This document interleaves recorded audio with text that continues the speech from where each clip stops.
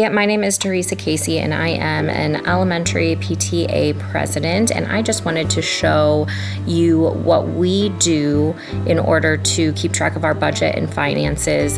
This is something that I know is different for everyone. In the past, before I came into this role, it was a pretty consolidated, kind of clumped together budget, which personally I like things more broken down because I really like to understand what money was made where and how that compares into what we thought it was going to be.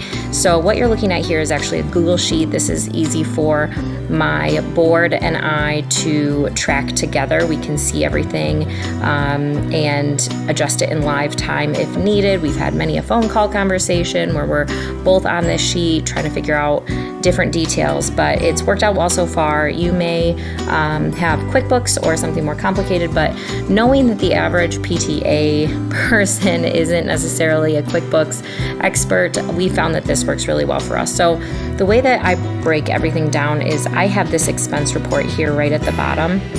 And this is what we use during our board meeting. So what the treasurer will actually do, and we have two co-treasurers, they'll actually just select this area and they'll go ahead and print this for everyone who's at the meeting. It gives them the ability to see it really easily and review it.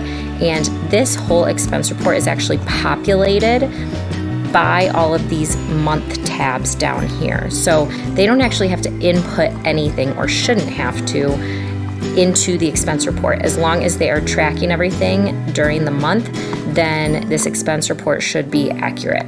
Now, even the projections right here, these are all populated by the months. So for instance, if we go ahead and look at September and kind of take a brain time out for a second, and you'll see what I'm talking about.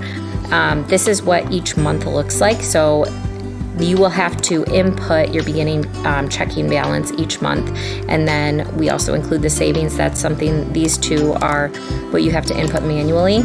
And then as long as you're tracking each transaction each day, then it will update what your end of the month balance should look like, and that will change with each day and each transaction that you input. So you can see here that we did spend more than we made in September, but that is to be expected. As you can see, we had plenty of money in savings. We had a good amount in checking.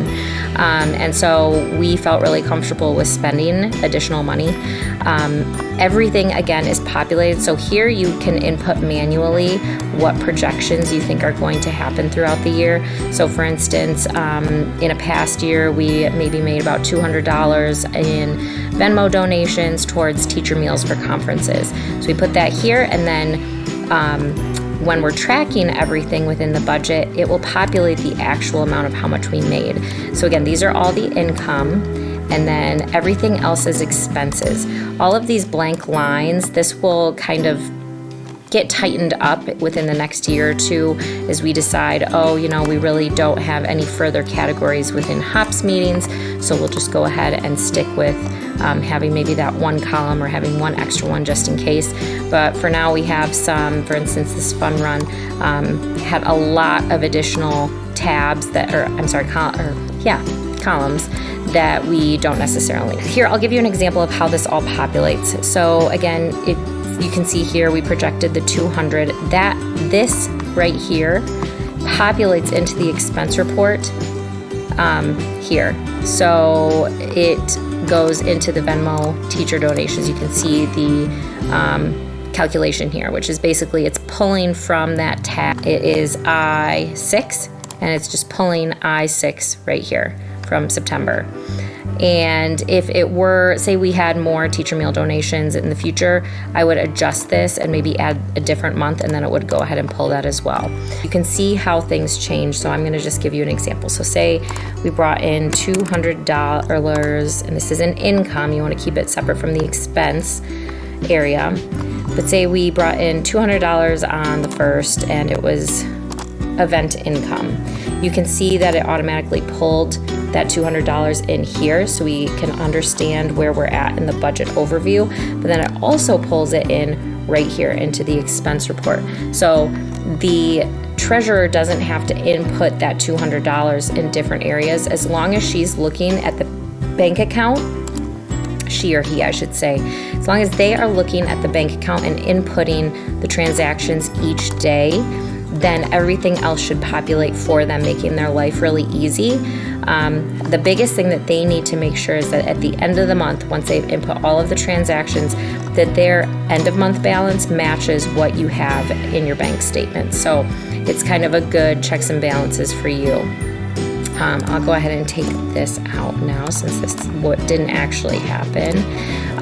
All of the categories we edit here. You can edit and then add additional categories.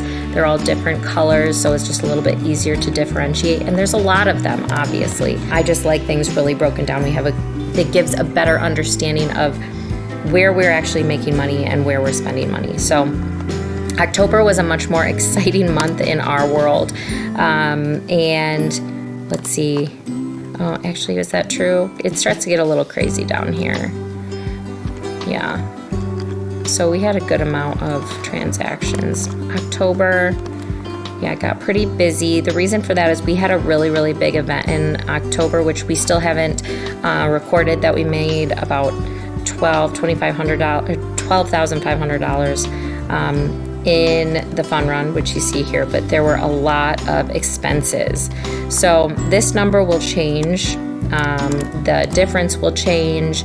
Our savings account will change. All of that will change. But it again is just a really nice overview of what's going on. Two other tabs that you can see here that I included, and this was something that I just felt like we needed, was something for teacher staff supplies and something for classroom funding requests. So the way that we work our PTO is we allow teachers a $300 budget where they can spend however much of that money on classroom supplies or things that they need for their classroom. I just wanted to be able to keep track of that and have an understanding of like who had spent what, how much was spent, and then I have a total right here that you can see. But it does not feed into anything else. It's purely for like just extra information. Then classroom funding, this is when we have our actual PTO meetings. We highlight a different grade level each meeting, and they can come in and talk with us about their grade and then ask us if they have a financial request. So typically they do, and they will go ahead and make that, and then I go ahead and record it in here. Just again, I like the history, having an understanding. And right now we don't really have any budget cap for this category, but having something where we can kind of track it, then in the future we will have an understanding of just how much each area is spending, each grade level, I should say. So as the year goes on, the great thing will be is we'll have a very well populated, very well documented year, and then we can just copy this spreadsheet for the next year. You'll have to adjust the dates. However, you will have right there what your actual income or expenses were, and you can update those projections based on what your actual income or expenses were. If this is helpful at all, if this seems intriguing, I hope it was. You are always welcome to join my free group called High Achieving PTA Leaders. It's just a group of individuals who are passionate about helping out their PTA or their PTO, and they just want to share information and get to know one another. You're always welcome to join that. Otherwise, please like and subscribe. I always love being able to share what I'm doing and always love learning from all of you as well. Thanks.